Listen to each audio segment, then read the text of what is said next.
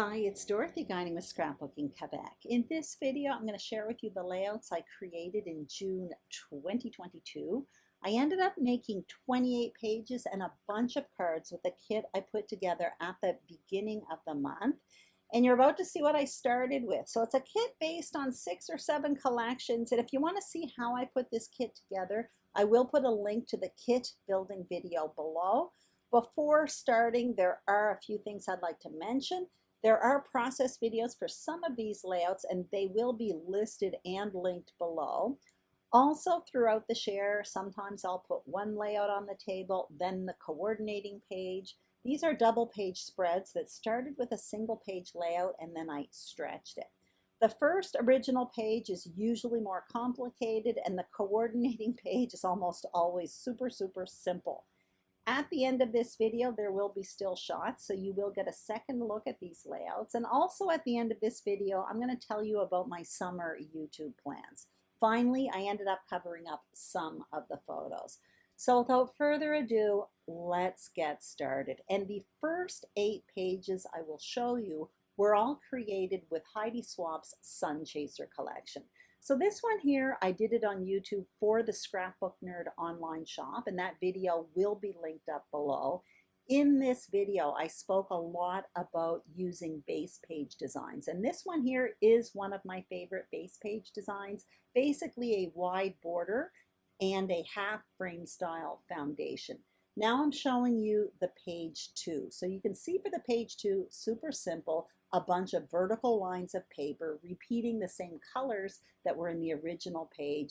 I have one border of photos and one embellishment cluster. And if you look at the original page, there are 2 main embellishment clusters in the top left, bottom right. So the placement of the embellishment cluster on the right page is strategic to create a visual triangle across the 2 pages.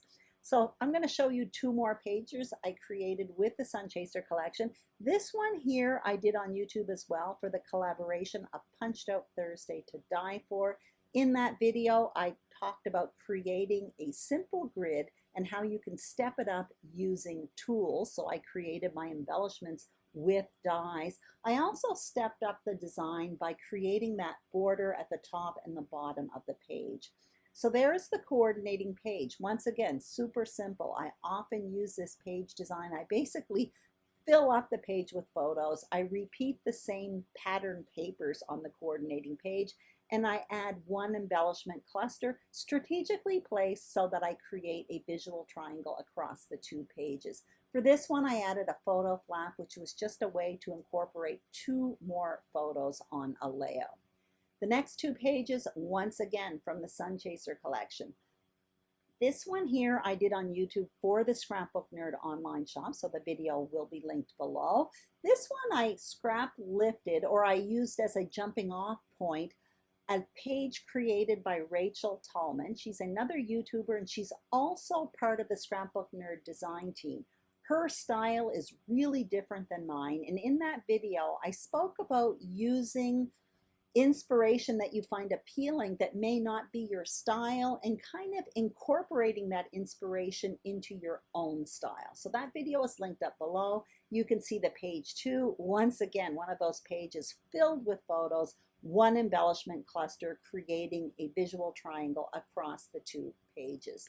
Now here are the last 2 pages that I created with the Sun Chaser collection. This one here, I did it as part of the class called Travel Toolkit by Scrapbooking Cards Today magazine. It is a class by Becky Adams. I've been doing it over the last few weeks and I absolutely love it. This particular week, she was giving us ideas on how to create interactive elements on pages to incorporate memorabilia as well as extra photos. So now I'm showing you the page 2. So you can see I'm showing you there are pockets all over the place. Over there on the left at the bottom, there is a little flap that you can open up. I incorporated a menu from a restaurant in there, a little paper menu.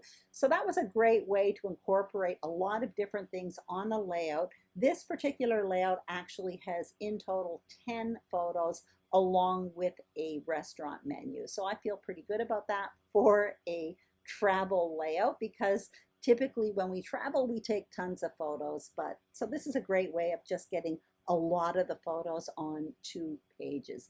Now I'm about to change collections, and the collection I'm going to get out here is 49 in Market's Spectrum Sherbert collection. Now with this collection, I made 5 pages. I'll be working with this collection still this summer because I have lots left. This one as well, I did it as part of that travel toolkit class from Scrapbooking Cards Today magazine. This was simply a way to incorporate tons of photos, kind of tons of repetitive type photos that we may take on a trip, and a grid is a great way to do that. For the page 2 design, I created a simple border with 3 photos lined up, and what's different for me here is all of those elements that are sticking out from that vertical border. I really like that with the tags and the title and all of that. So now I'm about to show you 2 more pages that I created with this 49 in Market Spectrum Sherbert collection. This one as well is part of that travel toolkit class. For this double page spread, we were to create a layout and journal about why we took the trip. So that was a little bit of a different perspective for me, and I really enjoyed doing that, or I really enjoyed being motivated to do that. I've made plenty of travel albums, but I don't think I've ever incorporated that part of the story, so that was kind of fun. And I did use, in addition to the Spectrum Sherbert collection, a bunch of my tools. I used alpha dies, I used stamps, and I also used some dies from Elizabeth Craft Designs.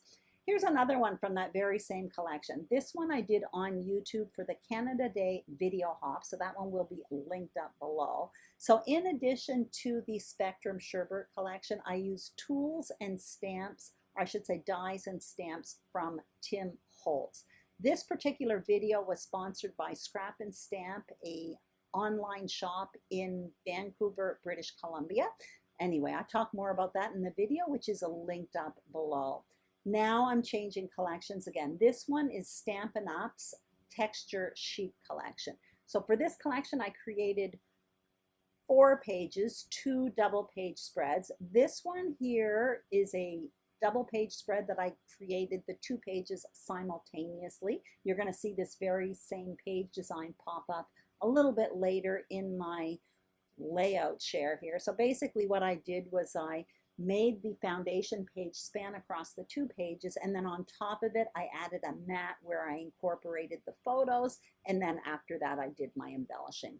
Now here are 2 more pages I created with the Texture Sheet collection. So I did this one first, and it is the very same page design as a page I showed you earlier, and I'll bring that out in a few minutes. For the page 2, I created the page 2 on YouTube, so that video will be linked below. And in that video, I spoke about stretching a single page layout into a double page spread. So I am going to show you the original page here, or the other page I created that is identical to the page on the left. You're going to see it is identical. It is one of my base page designs, half a border, half a frame style foundation. And the placement of the photos is identical, but they look completely different with different material. There's another thing that's going to look different, and I'm going to try to show that to you. There is the page that I created to coordinate with it. So you can see how I stretched it. Now, how I stretched this layout is completely different. So another way to make your layouts look completely different. There are many ways to stretch a single page layout into a double page spread. I do it all the time. But this one is very different than the one I just showed you. So now I'm going to change collections again, and this one is going to be a stash collection that I put together at the beginning of the month, and it was based on the Scrapbooking Cards Today sampler from April 2022. Now this one here, in addition to the Simple Stories paper, in that collection was paper from Echo Park Paper's New Day collection. And I'm showing you a sketch here because I did this one on YouTube as well for the collaboration Stretch the Sketch. So that sketch I showed you was from Scrapbook Challenges. It was for the grid that you see over on the left, and I stretched it to the right. Now I'm going to change collections again. This time it's going to be Bella Boulevard's Time to Travel collection. This is the second month in a row I've worked with this collection. I bought this collection on a whim and I absolutely love it. I ended up creating 5 pages with it in June. This one here I did as part of that travel toolkit class as well by Becky Adams. So this is an introductory or a cover page for a travel album. Anyway, I really like it. It was a great way. Her advice for this one, I guess, was to use your favorite photo. And I loved her advice, so that's exactly what I did there. Now I'm going to show you 2 more pages. So I created the page on the left first. So I'm going to remove the one on the right in a minute. And you can see it's that grid design. And I showed you that very same grid design a little bit earlier in this layout share. And I'm going to bring it out a little bit later on. So what I did was I created the page 2, and it's worth pointing out that this is not a travel themed layout, but I'm using a travel themed collection. I loved that Time to Travel collection by Bella Boulevard. It was so incredibly versatile. There is the other page I made with the very same page design. So you can see it's identical in design, but they really look different because of the colors, because of the material that I used. So there you have it once again, another page 2 design, but this time it was just one photo. Now I'm going to show you 2 more pages that I created with this Time to Travel collection. So this is just a 1 photo layout, and it was a great way to incorporate a lot of embellishments. You can see I kind of created a shelf along the bottom there, and I incorporated tons of stickers and ephemera pieces. For the page 2, once again, another design, but one I frequently use, which is a simple 4-block grid. All I did was repeat the same paper over on that page. I incorporated 1 embellishment cluster, and that is it. That type of page comes together in honestly 20 to 30 minutes max.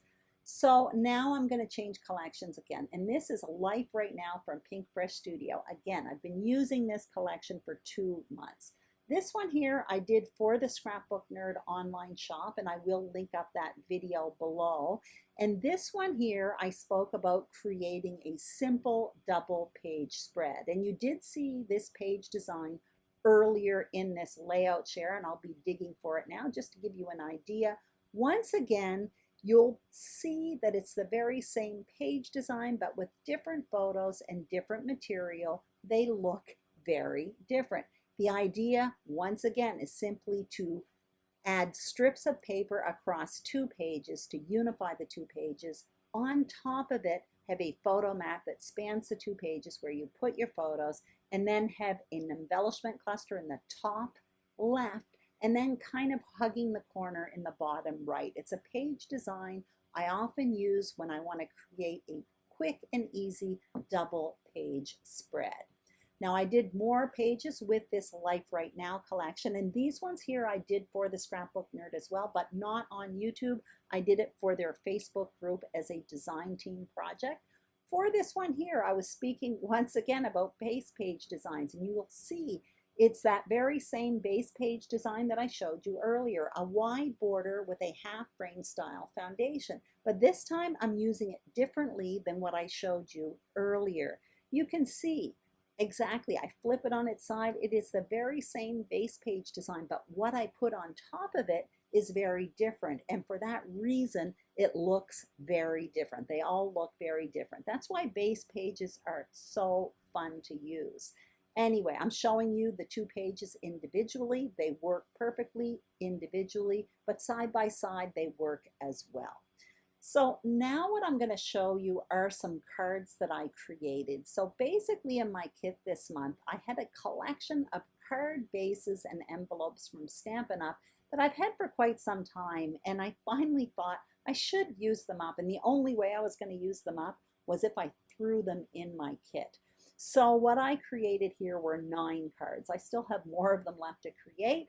And what I did was I simply created a variety. I dug into my stamps, my alcohol markers, my inks, some embossing folders, and some dies. I created a few sympathy cards, a few birthday cards, and those small ones are all thank you cards. But anyway, that is it.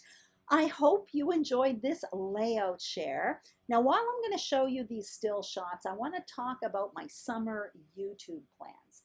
In the summer, I slow down and I enjoy the beautiful weather. Summer's just way too short here.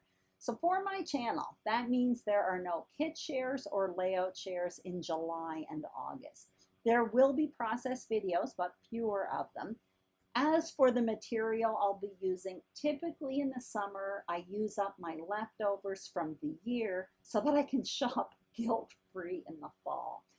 I do have two new collections I'm throwing in my kit, my personal kit this summer, and that's the Vicky Bouton's Sweet Rush collection along with Round Trip by Maggie Holmes. Even though I'm using up leftovers, I like to have a little bit of new stuff just to motivate me. Also this summer, I plan to mull over the suggestions and ideas for content that you gave me in June. I very much appreciate your feedback and it will help shape my content in the future. So stay tuned for that in September. Once again, thank you so much for watching. If you enjoyed this video, please give it a thumbs up.